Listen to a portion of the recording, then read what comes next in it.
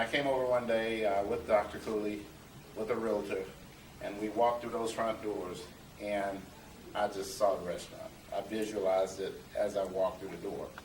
Now let me just regress a minute.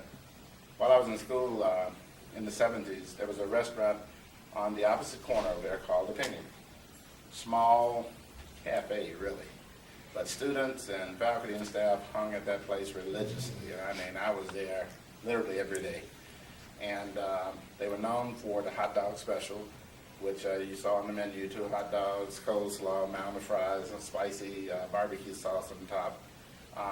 Prices were always very, very reasonable. Of course, I didn't have any money going to school, so reasonable is an abstract word to a certain degree, because the hot dog special was 75 cents during those days, and it was a struggle for my roommates and I to come up with that 75 cents. You know, 3/4. It was three of us in a room, so it was a struggle getting those 3/4. But we managed. So as I looked around, and this, of course, the place is just open, all this concrete, and everything else is there. And I told Dr. Cooley, I said, I'm going to open a restaurant here.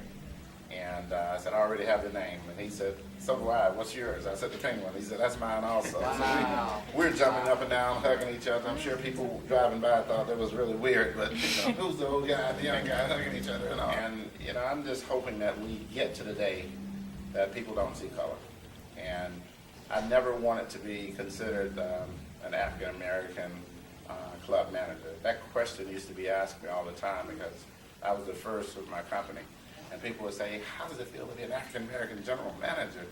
And I was like, why can't people just see me as an astute general manager? Leave the racial part out of it. And I'm hoping that as a country, as a world, as a state, we eventually get to that point, that we just forget about the color. We're all people and just live and let live. And we are far from that right now. And unfortunately, there's racial divide in every decision that's made on a daily basis. And it's unfortunate, but it is real. But it's going to take individuals who are willing to be the change that you seek. Be the change that you seek. And that's where I am in so many ways. And that's the long and short of the Penguin.